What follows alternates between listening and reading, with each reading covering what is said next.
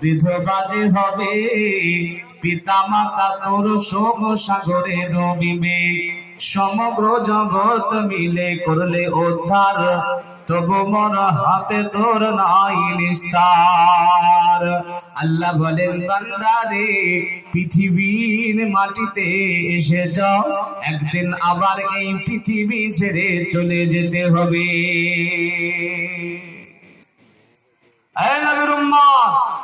খুব গভীর ভাবে আলোচনা বোঝার চেষ্টা করুন, শোনার চেষ্টা করুন। এবার একটা আয়াত বলবো, আপনি এই আয়াতটা যদিও না জানেন, আয়াতের কিঞ্চিত অংশ জানেন। এই আয়াতের মধ্যে আল্লাহ রাব্বুল আলামিন একটা গভীর তথ্য লুকিয়ে রেখেছেন। আমরা আয়াতটা তো শুনে থাকি ওয়াজ নসিহতের ময়দানে, অথবা জুমার খুতবাতে, অথবা জলসা জুলুসে আমরা আয়াতটা শুনি, কিন্তু এই আয়াতের মধ্যে একটা গভীর তথ্য লুকিয়ে আছে। চলেন সেটাকে নিয়ে আমরা একটু চিন্তা ভাবনা করি। যত তাড়াতাড়ি সম্ভব লাগিয়ে বসে যাও, দাঁড়িয়ে থাকবে না। আরে এই স্ট্যান্ড এলাকার ক্যামেরা লাগানো তাই তোমরা কি করছো? স্ট্যান্ড লাগিয়ে ভিড় করেছো, চালু করে চুপচাপ বসে যাও। দর্শক শ্রোতাদের যারা শ্রবণ করছে তাদের একটু ডিস্টার্ব হবে। সম্মানিত ভাইরা, চলেন আল্লাহ রাব্বুল আলামিন কি বলছেন শুনেন। আল্লাহ বলছেন, বিসমিল্লাহির রহমানির রহিম। ওয়ামা জাআলনা লিবাশারিন মিন ক্বাবলিকাল খুলদা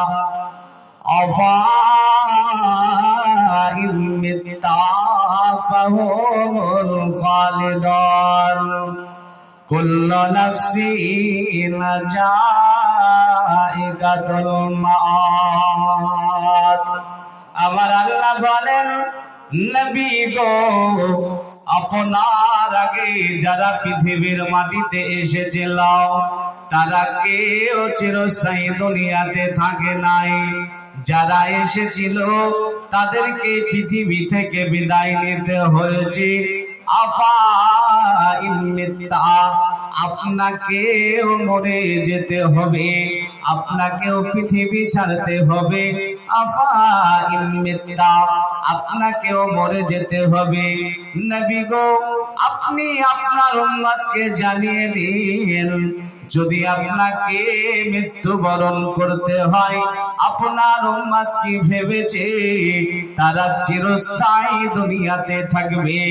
নবী গো, আপনি আপনার উম্মতকে জানিয়ে দিন, কুল্লু নাফসিন যায়িকাতুল মাউত, মওতের হাতে গ্রেফতার হতে হবে।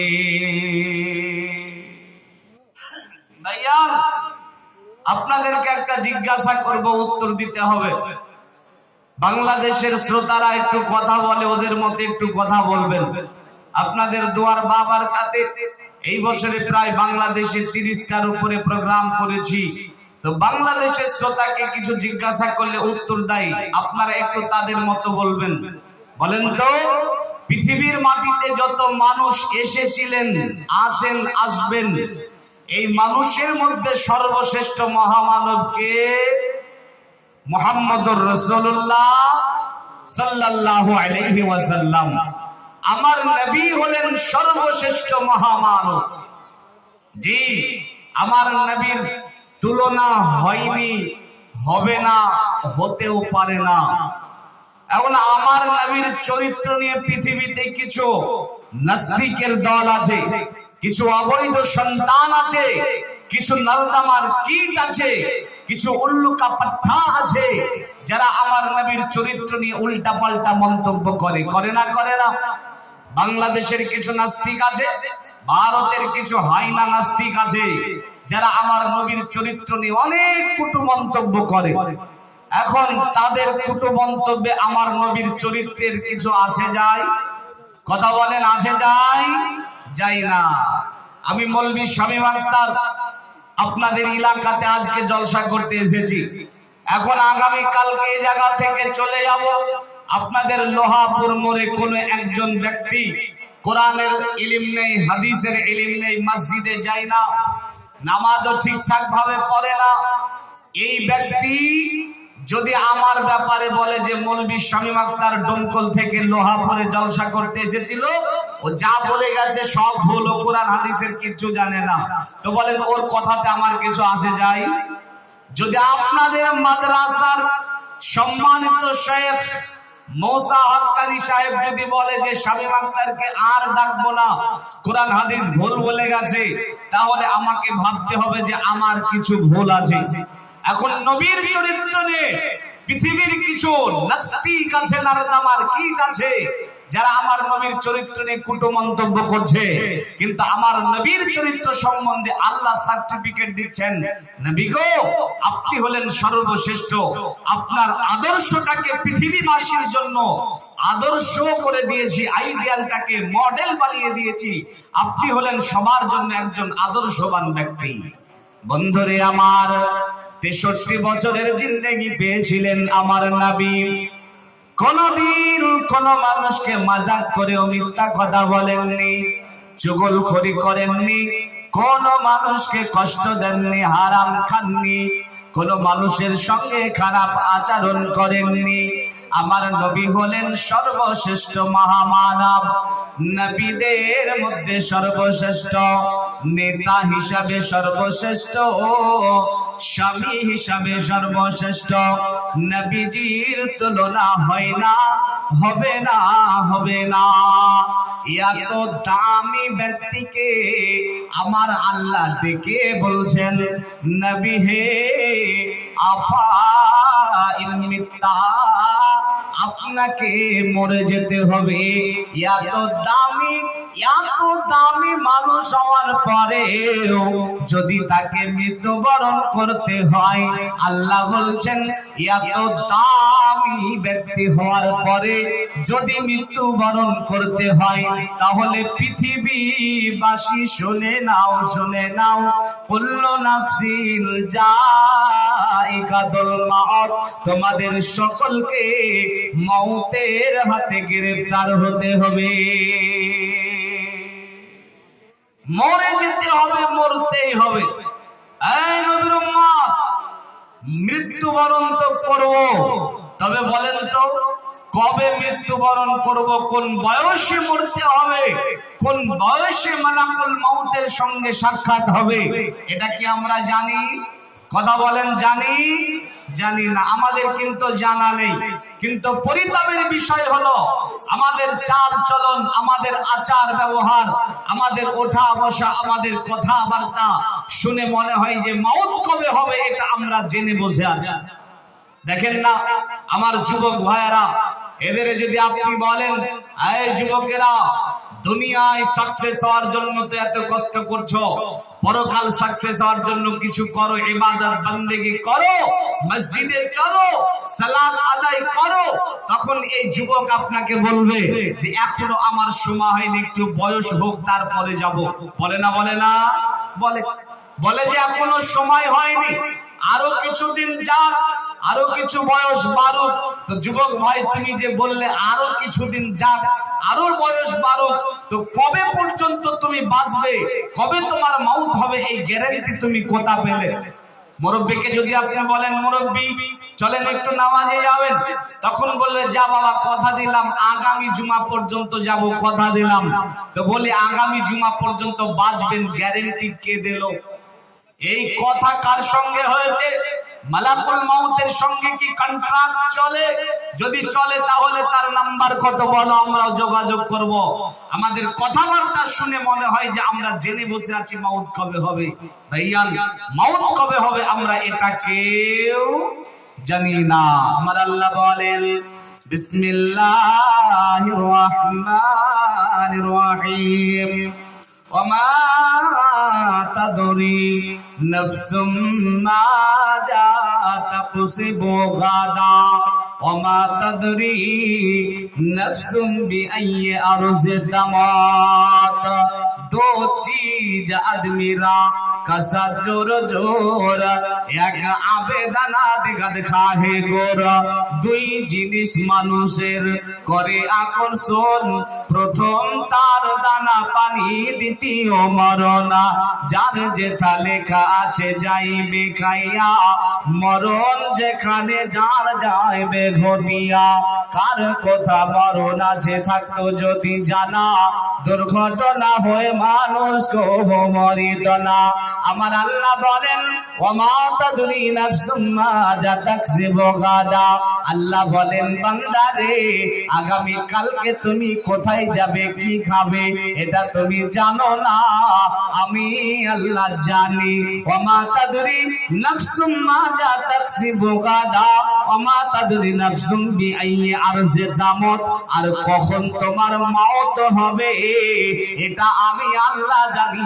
তাছাড়া কেউ জানে না শৈশবে হবে নাকি কৈশোরে হবে নাকি বার্ধক্যে হবে রাস্তাতে হবে নাকি বাড়িতে হবে শহরে হবে নাকি গ্রামে হবে সবার সামনে হবে নাকি একাকী হবে আমার আল্লাহ জানেন এছাড়া আর কেউ জানে না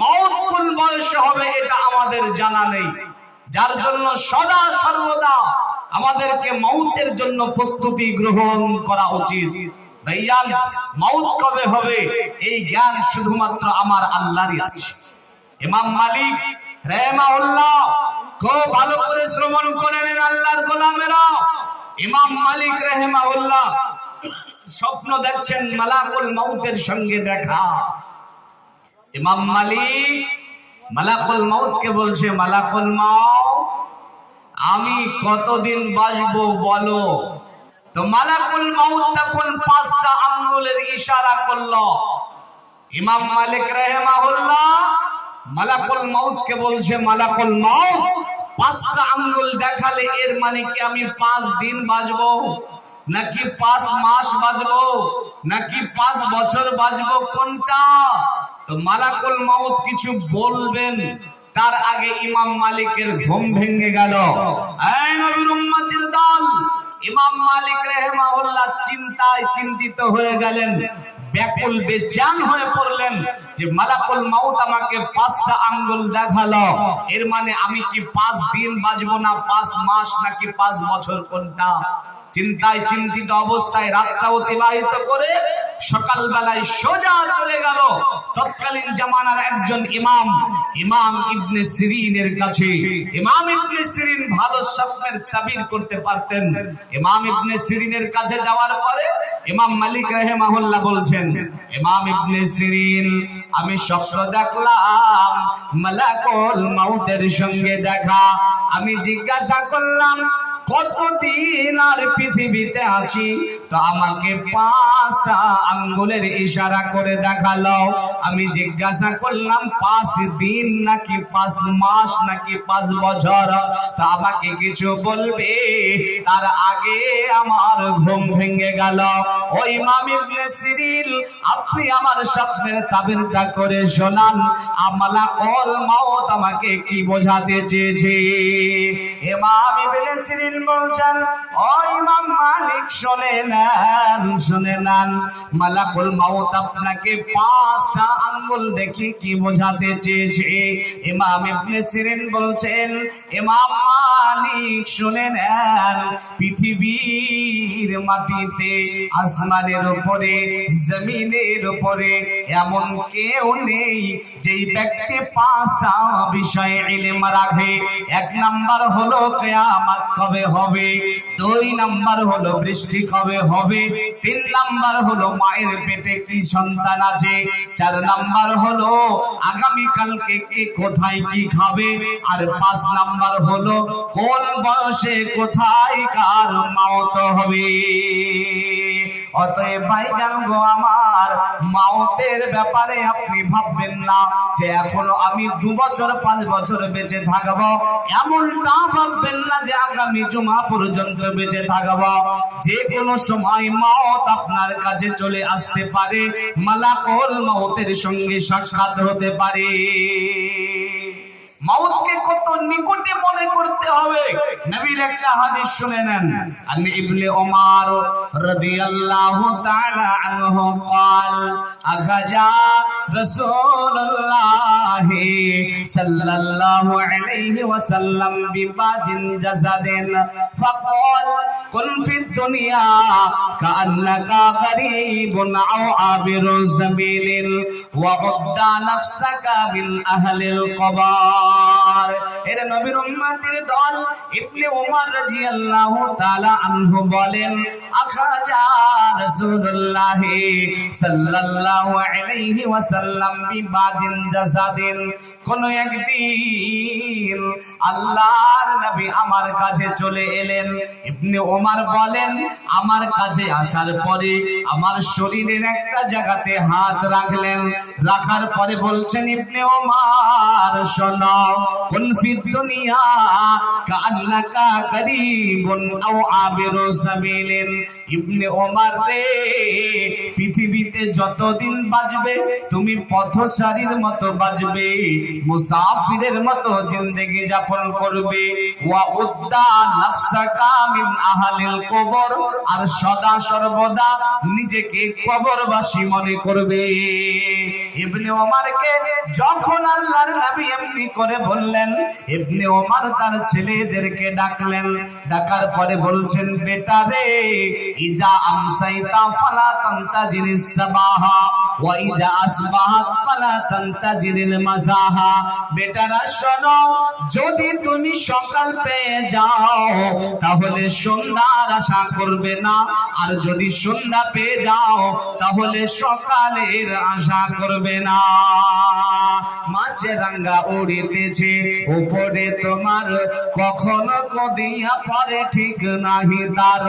মাছরাঙ্গা মাছ যেমন ধরে দিয়ে যাই, সাথী মাছ যত থাকে কোথাকে পালাই, ওই দিকে নিয়ে গিয়ে গাছের উপরে ডালেতে আছাড় মেরে খাই পেট ভরে। ওই মতো আজরাইল আসিবে ধারাতে, লুকাইয়ে আছে তুমি পাও না দেখিতে। ওই মতো আজরাইল তোমাকে ধরিয়া কবরের মধ্যে কাল খাইবে বসিয়া। বন্ধুরে আমার, যে কোনো সময় মাউত চলে আসতে পারে। সকাল পেলে সন্ধ্যার আশা করবে না, আর সন্ধ্যা পেলে সকালের আশা করবে না। যে কোনো সময় ভাইজান, আপনি যে টার্গেট নিয়েছেন, যে হয়তো যুবকদের টার্গেট হলো বার্ধক্য পর্যন্ত বাঁচা, আর বৃদ্ধদের টার্গেট হলো এখনো কিছুদিন বাঁচা, আগামী জুমা পর্যন্ত বাঁচা, এইরকম টার্গেট নিয়েছিল পৃথিবীতে একজন বিখ্যাত ব্যক্তি। বিখ্যাত ব্যক্তিটার নাম যদি আপনাকে বলি আপনি চিনে যাবেন, মুরব্বীরা না চিনলে যুবকরা তো চিনবেই। সেই বিখ্যাত ব্যক্তির নাম হচ্ছে মাইকেল জ্যাকসন। খুব ভালো করে শোনেন, মাইকেল জ্যাকসন কত বিখ্যাত ব্যক্তি। মোবাইলে দেখেন গুগল আছে, ইন্টারনেটের কার্যক্রম গুগলের মাধ্যমে হয়ে থাকে। মাইকেল কত বিখ্যাত। যেদিন মাইকেল মারা গেল, মাইকেলের নাম গুগলে এত পরিমাণ সার্চ পড়েছে, গুগলে এত পরিমাণ সার্চ পড়েছে, গুগল কর্তৃপক্ষ মনে মনে ভাবছে কোন হ্যাকার হয়তো তাদেরকে হ্যাক করে নিয়েছে, এই কারণে তাদের কার্যক্রম 45 মিনিট স্টপ করে রেখেছিল। মাইকেল কত বিখ্যাত ব্যক্তি। গুগলের মধ্যে একটা সাইট আছে উইকিপিডিয়া। উইকিপিডিয়াতে মাইকেল যেদিন মারা গেল তার নামে এতটা সার্চ পড়লো, উইকিপিডিয়ার কর্তৃপক্ষ মনে মনে করছে যে হয়তো কোনো হ্যাকার হ্যাক করেছে, এই কারণে তাদের কার্যক্রম 1 ঘন্টা বন্ধ করে রেখেছিল। এই আল্লাহর গোলামেরা, মাইকেল স্বল্প সময়ে পপুলারিটি, পরিচিতি অর্জন করেছে। মাইকেল অনেক অর্থ উপার্জন করেছে। কয়েক সেকেন্ড পারফরম্যান্স করার জন্য মাইকেলকে অনেক অর্থ দেওয়া প্রয়োজন হতো। এখন মাইকেল যখন স্বল্প সময়ে পরিচিতি এবং অর্থ উপার্জন করেছে, মাইকেল বিশ্বাস করতে মরে যাবে, তবে মাইকেল সে বলল আমি মরবো ঠিক আছে, কিন্তু পৃথিবীর মাটিতে 150 বছর বাঁচতে চাই। 150 বছর টার্গেট। এই যে আপনার টার্গেট আগামী জমা, অথবা যুবকদের টার্গেট বার্ধক্য পর্যন্ত, এইরকমই টার্গেট মাইকেল নিয়েছিল। মাইকেল বলছিল মরবো ঠিক আছে, কিন্তু 150 বছর পৃথিবীতে বাঁচবো। এই 150 বছর টার্গেট নিয়ে মাইকেল পৃথিবী চলা আরম্ভ করলো। 150 বছর বাঁচার জন্য, অনেক পার্সোনাল চিকিৎসা করার জন্য ডাক্তারদেরকে বিখ্যাত ডাক্তারদেরকে পার্সোনাল চিকিৎসার জন্য রেখে দিল। মাইকেল যখন কোনো খাবার খায়, পরীক্ষা নিরীক্ষা করে, তারপরে সেই খাদ্য মুখে নাই, মানুষের সামনে যখন আসে, গ্লাভস পরে, মাস্ক পরে, কত সচেতনতা। টার্গেট শুধুমাত্র 150 বছর। 150 বছরের টার্গেট নিয়ে এইরকম ভাবে চলতে লাগলো। কিন্তু ভাইজান গো আমার, 150 বছর নয়, মাত্র যখন 50 বছর বয়স হয়েছে, মাইকেলের যখন 50 বছর বয়স হয়েছে, তখন মালাকুল মউত বলছে মাইকেল চলো তোমার সময় হয়ে গেছে। এত পরীক্ষা নিরীক্ষা, এত সচেতনতা, এত চিকিৎসা সব বন্ধ হয়ে গেছে। 50 বছর বয়সে পৃথিবীর মাটি থেকে বিদায় নিয়েছে। 150 বছরের টার্গেট পূরণ করতে পারে নাই। অতএব ওরে নবীর উম্মত, যে কোনো সময় মওত চলে আসতে পারে, মওতের জন্য প্রস্তুত থাকতে হবে। কোরআনে আল্লাহ আয়াত অবতীর্ণ করলেন, ওয়াজাআত সাকরাতুল মাউতি বিল হক। মওত হবে, মওতের যন্ত্রণা হবে, মওতের যন্ত্রণা সঠিক, মওতের যন্ত্রণা সত্য, মওতের ব্যথা সত্য। ওয়াজাআত সাকরাতুল মাউতি বিল হক। মওতের সময় কষ্ট হবে, মওতের সময় ব্যথা হবে, মওতের সময় যন্ত্রণা হবে। আমি খুব দ্রুত বিষয়টাকে ক্লোজ করার চেষ্টা করছি, তার কারণ ইস্তেহারে অনেক আলোচক দেখেছি, জানি না হয়তো যে কোনো সময় আমার বিদায় ঘন্টা বেজে যেতে পারে। তবে এই স্বল্প সময় আপনাকে মওত সম্বন্ধে একটু চিন্তিত করব, আপনি গভীর মনোযোগ দিয়ে আলোচনা শ্রবণ করবেন। এই আয়াতটা যখন অবতীর্ণ হয়ে গেল, তখন বিশ্ব নবী সাহাবাদেরকে ডাকলেন।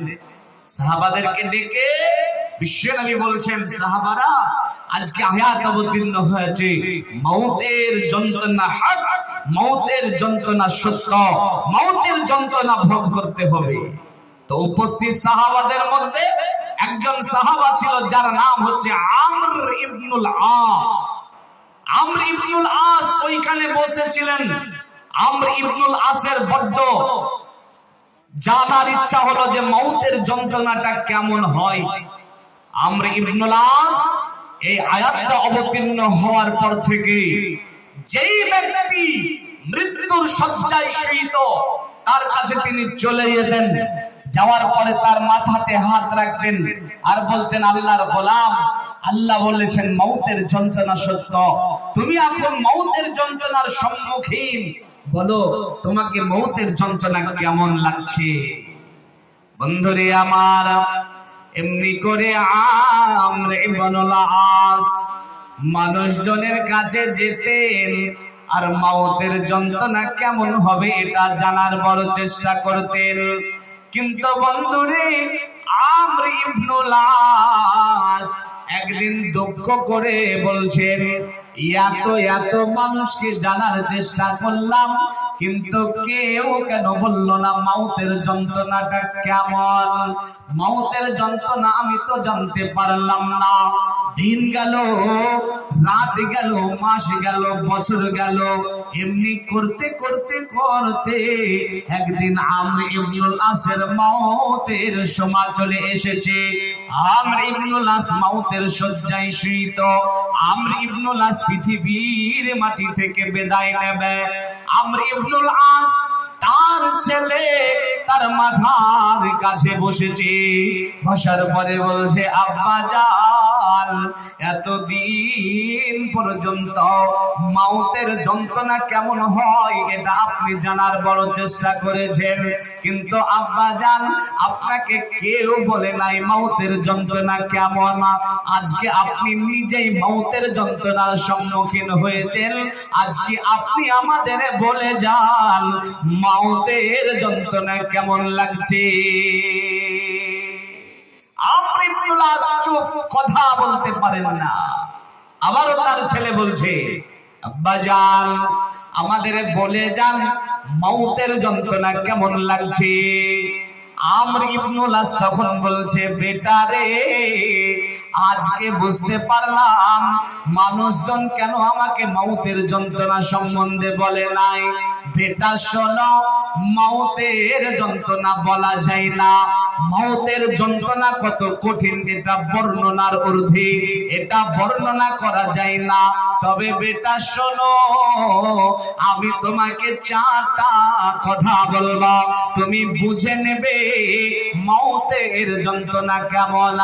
আমর ইবনুল আস বলছে বেটা শোনো, এক নাম্বার শোনো, মনে হচ্ছে যেন আসমানটা ভেঙে গেছে, আসমানটা ভেঙে আমার মাথার উপরে পড়েছে। দুই নাম্বার যেন মনে হচ্ছে মদিনার বড় বড় পাহাড়গুলি আমার উপরে চাপানো আছে। তিন নাম্বার যেন মনে হচ্ছে খাজুরের কাঁটা আমার পেটের মধ্যে হানা হচ্ছে। আর চার নাম্বার যেন চুয়ের ছিদ্র দিয়ে আমার শ্বাস প্রশ্বাস বের হচ্ছে। বেটা বুঝে নিও মাউতের যন্ত্রণা কেমন হবে। বন্ধুরে আমার, আমার আল্লাহ বলছেন ওয়াজাআত সাকরাতুল মাউতি বিল হক, এই মাউতের যন্ত্রণা সত্য, মাউতের যন্ত্রণা হক, মাউতের যন্ত্রণা সত্য। এই মাউতের যন্ত্রণার সম্মুখীন একদিন আপনাকে আমাকে হতেই হবে। মাউতের যন্ত্রণা সত্য, মাউতের যন্ত্রণা কঠিন। এটা যদি পৃথিবীর আর কোন মানুষকে নয়, শুধুমাত্র মুহাম্মদুর রাসূলুল্লাহ সাল্লাল্লাহু আলাইহি সাল্লামের মাউতের শয্যাটাকে নিয়ে আপনি একটু চিন্তা করেন, তাহলে বুঝে যাবেন মাউতের যন্ত্রণাটা কেমন হতে পারে। ভাইয়া আমার নবী তায়েফের ময়দানে গিয়েছিলেন দিন প্রচারের জন্য। আমার নবীকে তায়েফবাসী নির্মমভাবে অত্যাচার করেছিল। আমার নবীর উপরে জিহাদের ময়দানে অত্যাচার হয়েছে, দাঁত ভেঙে দিয়েছে। বেদিনেরা মুশরিকেরা আমার নবীকে কত কষ্ট দিয়েছে, কিন্তু আমার নবী আল্লাহকে কখনো বলেননি যে আল্লাহ এই মাউতের যন্ত্রণা আমি সহ্য করতে, এই যন্ত্রণা আমি সহ্য করতে পারছি না। কিন্তু যখন মৃত্যুর শয্যায় শয়িত বিশ্ব নবীর কাছে একটা বারতানে পানি রাখা আছে, আম্মা জান আয়েশা রাদিয়াল্লাহু তাআলা আনহা তিনি বলছেন বিশ্ব নবী একবার অজ্ঞান হয়ে যাচ্ছেন আর একবার জ্ঞান ফিরছে। যখন জ্ঞান ফিরছে তখন তিনি নিজে হাতে ওই পানি নিচ্ছেন আর ঠোঁটে মুখে দিচ্ছেন, নিজে হাতে পানি নিচ্ছেন ঠোঁটে মুখে দিচ্ছেন। সাহাবারা আসছেন দেখতে রাসূলকে, আর রাসূলের কষ্ট দেখে কান্নায় ভেঙে পড়ছেন। রাসূলের কন্যা ফাতিমাতুজ জাহরা রাসূলের অবস্থা দেখে কান্নায় ভেঙে পড়েছেন। এই রকম সময় রাসূল এত কষ্টের সম্মুখীন আছেন, আল্লাহকে বলছেন আল্লাহুম্মা হাউবিন আলা মুহাম্মাদিন সাকারাল মাউত, আল্লাহ আমি এই মাউতের যন্ত্রণা সহ্য করতে পারছি না, তুমি আমার মাউতের যন্ত্রণা কমিয়ে দাও। এত কষ্টের সম্মুখীন আমার নবী হয়েছেন। জিহাদের ময়দানে নবীকে কষ্ট দিয়েছে, আল্লাহকে বলেননি যে আল্লাহ সইতে পারছি না, কিন্তু মৃত্যুর সময় আল্লাহকে বলছে যে আল্লাহ আমি এটা সইতে পারছি না, তুমি আমার মাউতের যন্ত্রণা কমিয়ে দাও। তাহলে চিন্তা করেন নবীর উম্মত, মাউতের যন্ত্রণা কত কঠিন, কত কঠোর, কত খতরনাক, কত দর্দনাক হতে পারে। এই মাউতের সম্মুখীন আপনাকে হতে হবে। সম্মানিত ভাইরা,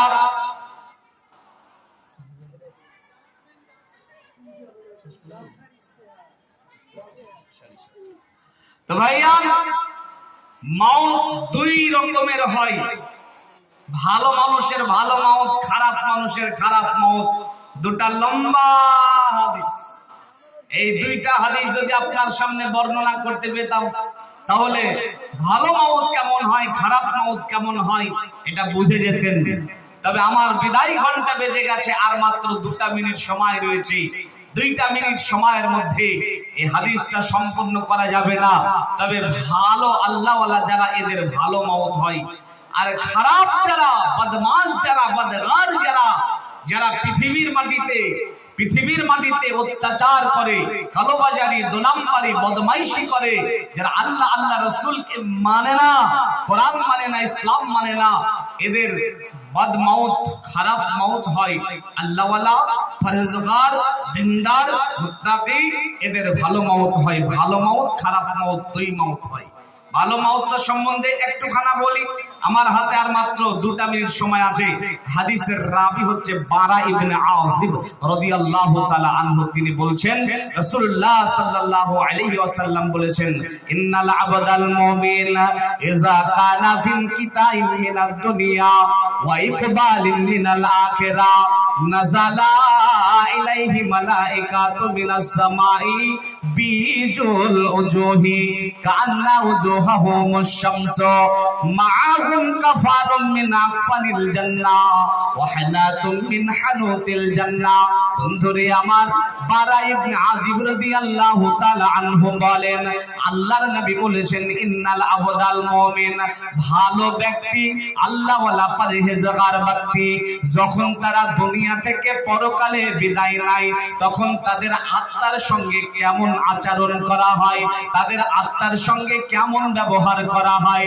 নবী আমার বলেন, তাদের আত্মাটাকে কবজ করার জন্য আসমানের উপর থেকে এক দল ফেরেশতা চলে আসে, যারা জান্নাত থেকে কাফন নেয়, হানাতুম মিন হানুতিল জান্নাহ, জান্নাতের সুগন্ধি নাই।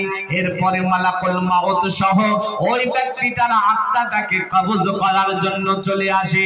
এরপরে ওই আল্লাহওয়ালা ব্যক্তি, যে ব্যক্তি দুনিয়া থেকে পরকালে যাবে, এর আত্মাটাকে কবজ করার জন্য আসার পরে মাদ্দাল বাসারি, চোখের আড়ালে ফেরেশতার দলটি বসে যায়।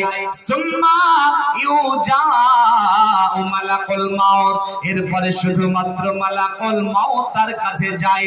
তার কাছে যাওয়ার পরে তার মাথার উপরে হাত রেখে বলে, ইয়া আইয়াতুহান নাফসুত তাইয়্যিবা, ওরে ভালো আত্মা, তুখরিজি, বের হয়ে এসো, ইলা মাগফিরাতিম মিনাল্লাহি, আল্লাহর রহমের দিকে বের হয়ে এসো। তখন তার আত্মাটা বের হয়ে আসে।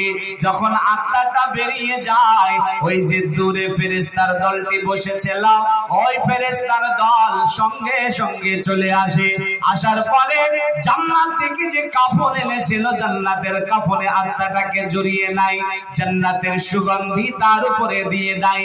এরপরে আসমান পথে চলতে আরম্ভ করে।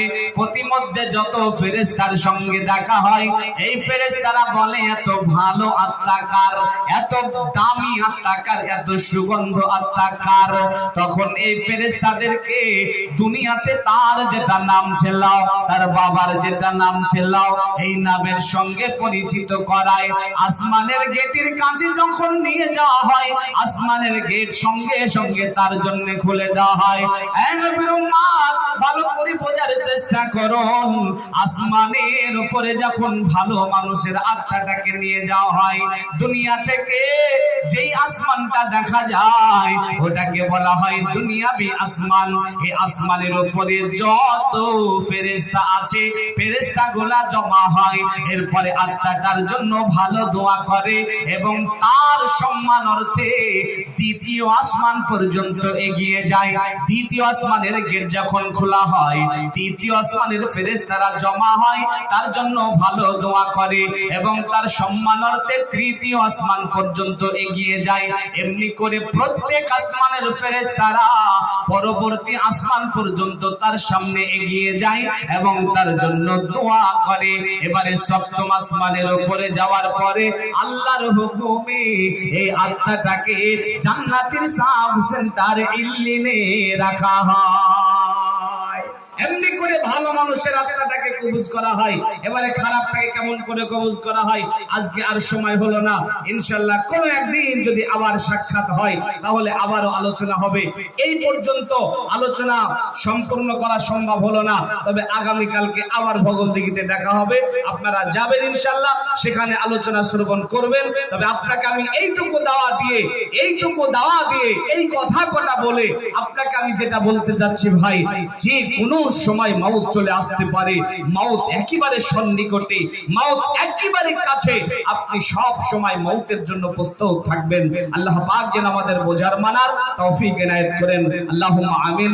আসসালামু আলাইকুম ওয়া রাহমাতুল্লাহি ওয়া বারাকাতুহু।